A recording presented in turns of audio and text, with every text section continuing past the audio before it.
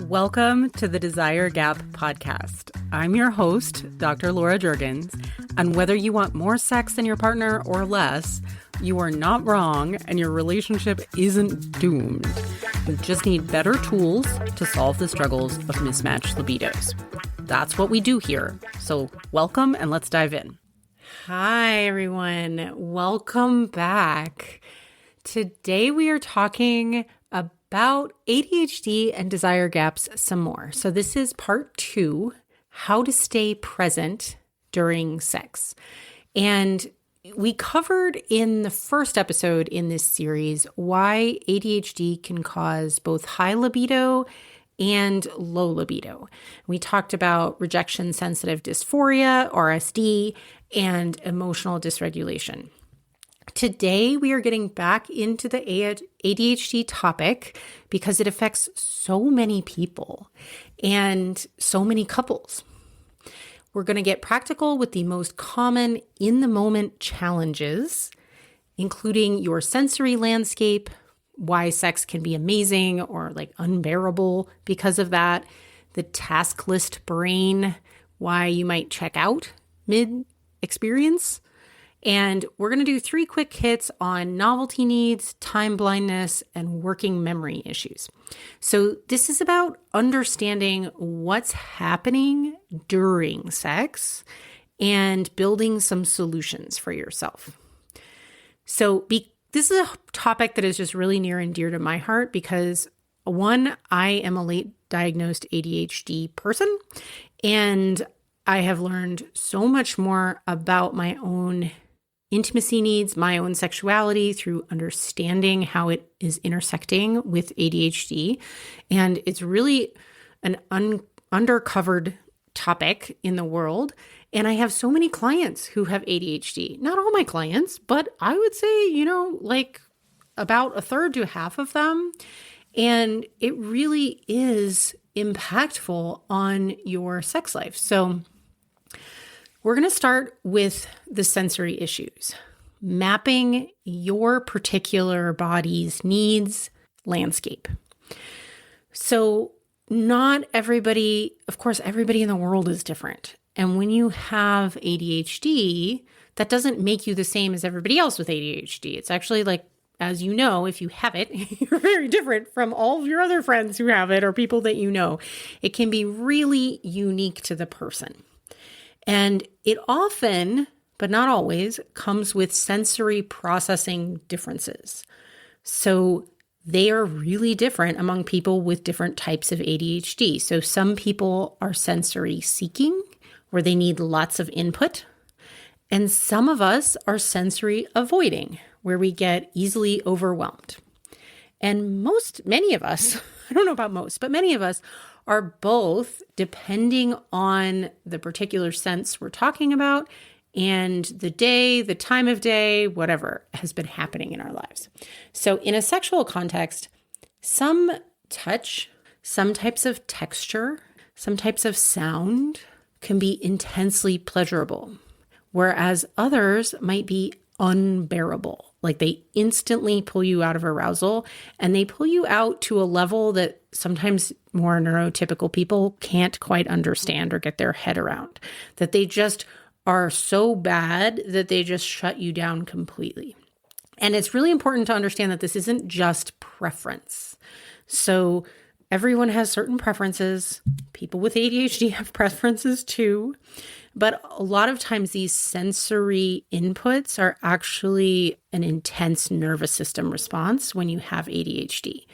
So, for example, if you're a sensory seeking person or you're in a sensory seeking mode, you may need a particular firm pressure. Someone else may need really light touch. But say you need firm pressure and light touch feels like absolutely nothing or is like irritating to you. And it actually is bothering your nervous system. Your partner might think that gentle caresses are really romantic and they're like making you climb the wall. And the ADHD partner is getting frustrated and like starts checking out and like disembodying. So there's both a superpower there and there's a challenge, right? Because when your sensory needs are met, the experience of physical intimacy can just be super wonderful and incredibly immersive and really get you into your body. And a lot of ADHD people absolutely love sex. But the challenge is if it's not quite right, or it's not quite right for that day, or if you can't articulate your needs in a way that your partner can understand, your intimacy time can become really hit and miss, or it can be really miss on a general or on the regular and really kind of shut down your libido. So an important thing to start doing if you have ADHD is, and to be honest, this is really great if you don't have ADHD, map your sensory landscape. Everyone has preferences. It's just that people with ADHD have heightened an actual nervous system response to sensory inputs that is a little bit higher and more activated than a lot of neurotypical people. So it's really important that you map your sensory landscape. So this means starting to notice what actually feels good and what doesn't. That doesn't mean judge it. It just means notice it. So please don't judge yourself for having these things. They may seem quote unquote weird to you, but they're really common. They're really normal. So for example, think about the different categories. Touch. Do you like firmer touch? Do you like light touch? What kind of light touch do you like? What kind of firm touch do you like? Do you like specific temperatures? Do you like things to be warm or cool? Do you like certain things to be warmer and certain things to be cooler? How do you like the temperature in the room? How do you feel about sound? Are you into silence? Are you into white noise? Are you into music? What kind of music? What level, like decibel level? What about visual inputs? So you probably, if you're like me at all, you really can't tolerate bright lights, like fluorescent lights. And if you're not like me, you might love them. But do you have particular lighting needs? Do you like to have lamps? Do you like to have candles, fairy lights, whatever is going on that makes you feel good? What about smells, textures? And think about whether there's yeses and there's nos, right? Are there certain types of smells you like, but other types of smells that absolutely you can't tolerate? Same with textures. Are there textures that you like and textures that you can't tolerate? Really think about that. And it's okay to ask for some of those things with your partner, and your partner might be part of this, right? Are there certain body products that they put on that you really don't do well with you, right? Like if somebody were to put on cologne and then try to come near me, I would run the other direction really fast. And also I have a really big thing about like facial hair. It's that texture does not work at all for me, especially on my lady parts. So I just like don't do facial hair, and it's okay with me if somebody has it. I just don't want to have sex with them with it. Right? So just mapping your sensory landscape. It's okay for you to have needs here, and it's okay for you to have them be very specific. And then another thing you can start doing is experimenting during solo sex. So when you are with yourself, this is your laboratory. Try different pressures and speeds and touch. Let yourself figure out your body's preferences without any pressure to give a response or even attune to another person. It's going to be much easier for you to figure that stuff out if you are just with yourself. Another thing you can do to practice getting your needs met is being really specific when you communicate. So instead of saying something like I used to do, which was not helpful for anybody, I don't like or not like that. Right? Like I would just be like really like, what is somebody supposed to do with that? My poor partner. So we don't want to say, I don't like that. Instead, we want to say something like, I need firmer pressure, or could you go 1 millimeter to the left, or that's too light for me. Your partner wants to know what works for you, unless they're not a person that you should be with, right? If your partner is a person that you want to be with, then hopefully that means that they actually care about your pleasure. But they can't read your mind. So know that if it's going to take a lot of explanation and demonstration, which it very well may, because they are a different person and they may not understand exactly how to do it right for you the first time or with like one minor stage direction, right? If it's going to take a lot of explanation and demonstration, have a conversation outside the bedroom. And I have a whole episode on how and when to schedule talking about sex and how to talk about it outside the bedroom. It's actually always better to talk more outside the bedroom first so that you can try to stay as connected as possible in the moment. You don't want to have a whole long explanation and have to go back and forth with practicing and all that kind of stuff to demonstrate and everything like that. When you're actually when you're trying to escalate sexual arousal, right? That's not going to be helpful. So be as specific as possible, and I recommend doing it outside the bedroom so that you can have your partner practice and really get it down and they can feel confident, and then you can feel confident that they know how to do it. So then all you have to do during sex is give them a little reminder. Hey, remember what we practiced? Right? All right. So another thing that you can do is give yourself permission to have the sensory needs that you have. You are not being picky or difficult. They are just how your nervous system works. Partners who love you want you to experience pleasure. So it is helpful for you to stop giving yourself a hard time about it. And last on this is just recognize that your needs may change. What works one day may not work another day. That's really normal with ADHD. So play with that. Build in flexibility. Just get curious about how and when your needs might change rather than be judgmental about it. So for example, if you're in a body of somebody who menstruates, your needs might change on your menstrual cycle. That's really normal for your touch needs to vary, your preferences to vary, and your sensory sensitivities to vary really strongly with your cycle. Other people, it could be related to stress, and it can be related to stress for anybody, to be honest, or who knows, the phase of the moon. We don't totally understand why these things change, but just know that they do and it's normal. So it's okay. All right. So that's sort of mapping your sensory landscape and accepting your sensory needs.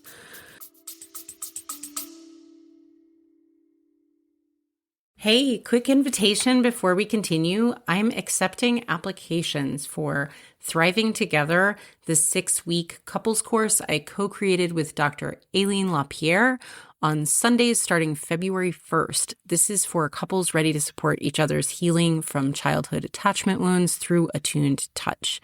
Space is limited, and if you are curious, check it out at neuroeffectivetouch.com/thriving-together. The link is in the show notes, and let's keep going.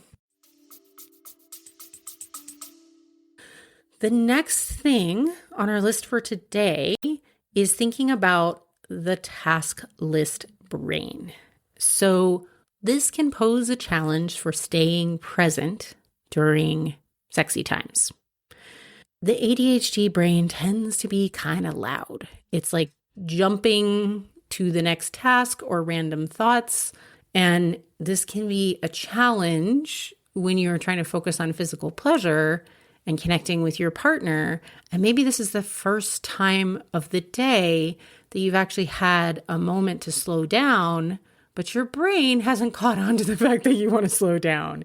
It's like giving you work emails and grocery lists and tomorrow's schedule and did I lock the door and like song lyrics from the 80s sitcoms.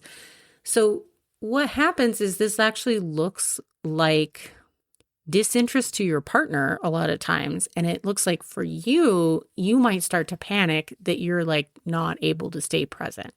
So, and this can also be like the split brain where like half your brain is trying to do sex and the other half is like composing an email to your boss. So here's some things you can start doing. So number 1, anchor yourself in sensation. When you start noticing that your brain is racing or you're checking out, come back to one specific sensation, the feeling of skin on skin, the feeling of the air around your body, your breath, a particular touch. You can even ask for a particular touch that you know helps anchor you in sensation. Try not to judge yourself for checking out for a moment. Just see if you can come back with the sensation. And you may do this 100 or 1,000 times during one sexy session. And that is normal. That's okay. And I want to invite you, if it helps you, to consider allowing yourself to close your eyes when you really need to focus on sensation, even if you have a partner who's really into like big eye gazes. Just let them know that this is you anchoring on the sensations in your body and how good it feels, not you checking out.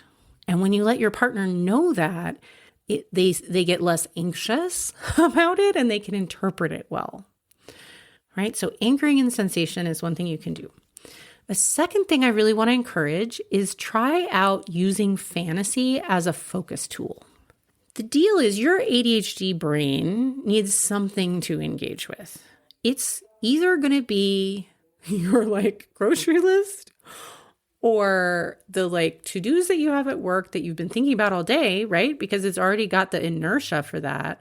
Or it could be something sexy, and that will keep your head in the game. So fantasy will give your brain a job and gives it like a sexual story to follow. It can actually keep you present. This is actually what it does for me, and I love it. And I used to feel really bad about it, like there was something wrong with me, and that I was like supposed to be like romantically connecting with my partner. But not only am I a person who tends to need more of an erotic trance kind of sensation, focus, inward way of connecting, but also as a person with ADHD and a really like very active brain, running a fantasy in my brain actually keeps me present and keeps me more connected to my partner. This is not checking out. This is just giving your brain something sexy to do to actually keep you engaged. And you do not have to share your fantasies. You can if you want, but you don't have to. There is no obligation. Those are your private thoughts.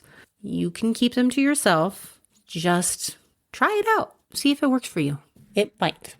And see if you can just allow yourself to not judge yourself, because it's actually a really helpful tool. Another thing that you can do is to engage more senses. So if you were a person who enjoys a lot of sensory input, the more sensory input that you have, chances are there's less room in your brain for task lists. So different textures, different temperatures, changing things up, just like a little novelty, right? Music, scents, if you like them. Think about a lot of sensory play. Consider getting sensory play toys. There's a whole bunch of them available. You can see what you like. But try to engage more senses. If that's something that feels like, you'll know if that feels like that might work for you, or if that sounds completely overwhelming, then it probably is, and you should try a different tack. All right, another thing would be movement. So for some people, movement really helps their ADHD brain stay present.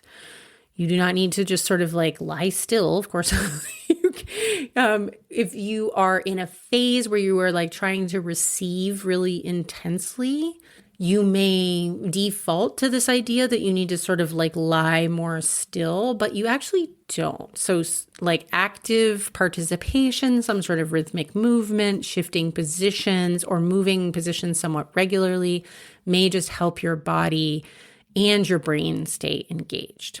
That's something you can try.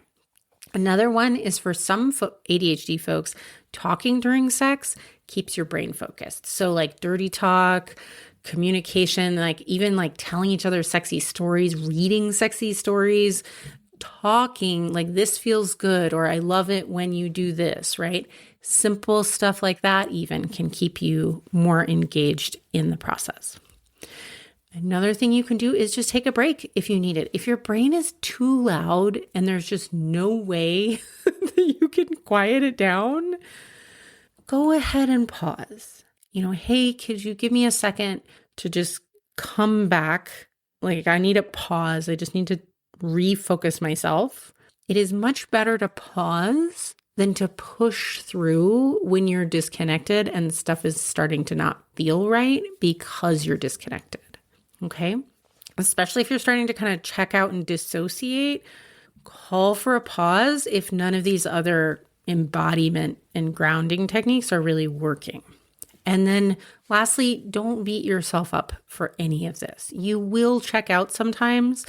That's just your brain. It's not your feelings about your partner. It doesn't mean anything that you don't love them or something. Just practice gently allowing yourself to come back. Please don't spiral in shame because there's nothing wrong with you. It is totally normal, and there's nothing wrong with ADHD brains either. They're just a different way of being, and they give us a lot of benefits in our society, and there's a lot of great things about them. They do have some drawbacks we have to manage, but that doesn't mean that it's a problem or anything wrong with you. Okay, so lastly, just quick hits here today on a couple topics, 3 topics. Novelty needs. So ADHD brains often crave novelty. Gives us, to be honest, everybody does. A lot of people crave novelty. Not everybody, but a lot of people crave novelty. And it gives humans dopamine, and humans like dopamine. If the sex routine, even if it's really working for you and you're all having orgasms and everything, but when you get into kind of a routine, especially with a long-term partner, it can start getting kind of boring and the brain can check out. So some, quick solutions are just make some small changes. It doesn't have to be a big change. Just think about a different time of day, a different room, a new position, a new order of operations, right? Something like kitchen instead of bedroom or whatever. And if there may be only one room in the house that's safe from the kids, that's okay. Put a new blanket on the bed, right? Put a new sensation toy in play. Just create some sort of novelty menu where you can have some variables that you can change, and then just change one up every now and then. Okay. And let your partner know, I just need variety because this is how my brain works and it keeps me engaged. It's not because I'm bored with you. It's just that I need things to keep my brain engaged and keep me from checking out. Another thing, time blindness. So sometimes ADHD brains don't track time very well. You genuinely don't realize it's been 3 weeks since you've had sex. And you might say something like, yeah, I'd love to connect later tonight. Let's do it. Let's get it on. And then 3 hours later, you've been hyper-focusing on, some project and your partner feels forgotten. So the solution to that is sort of standard ADHD advice, which is just to use some hacks for yourself. Use external tracking, like alarms, calendar reminders. When you say later, set an alarm, right? So that you don't totally just diss your partner by accident. And create some connection rituals with some built-in structure, like daily 10-minute check-in, weekly date night, a good long 30-second hug before you leave the house. Make sure that you front load the connection first in your life systems before you hyper-focus on your thing. All right. Last one of these quick hits is working memory issues. So this is like you forget what your partner said that they like. They asked you not to do something and you've done it again, right? And for partners, it can really feel like you don't care. And for the ADHD folks who do this, you do care. I know you care, but your brain just might not hold that information very well. And that is a very common ADHD trait. And it actually is not uncommon in the rest of the population either. So some quick solutions are like keeping notes in your phone. Things like, my partner likes firm pressure, doesn't like light touch on stomach. Like, Really, like, write it down and review it before you have sex, right? Also, ask permission to ask again. So it's better to ask than do the wrong thing that they've told you not to do 100 times. Just to say, hey, remind me, because my distractible brain has forgotten, is it firm or light pressure that you like on your stomach, right? It's okay to ask and just take responsibility for your forgetfulness. All right. So in closing today, we covered the in-the-moment challenges that the ADHD brains can have with some practical things around intimacy, right? Sensory landscape, taskless brain, and novelty time memory stuff. So don't try to address all this stuff at once if this is resonating with you. Pick one area, right, to start with this week. And really dive in and see how you can really flesh that out for yourself and start implementing it in your life. And the next episode in this series is going to talk about the lifestyle factors, so medication effects, sleep, and how ADHD behaviors outside the bedroom can be impacting the libido dynamics in your relationship. And these aren't flaws to fix, right? They're just features to work with. There is nothing wrong with having an ADHD brain. In fact, you can experience incredible pleasure when you understand what it needs. So we're just going to invite you to start with some small thing, like pick one small thing that you think might help. And if you have people in your life that have ADHD and that's not you, and you want to send them this episode, I really strongly encourage it. You could really help somebody. And for everyone here listening, thanks so much for being here, and I'll see you here next week. Hey, so before you go, I have some more free help for you. If you are okay with sharing your email, I will send you my free guide, 5 steps to start solving desire differences without blame or shame. This is a practical starting point for individuals and couples. You can opt out of my emails at any time, but I think you'll want to stick around. I am not a spammer. Go get it at laurajurgens.com/libido. Make sure to spell my last name right, and the link is in the show notes.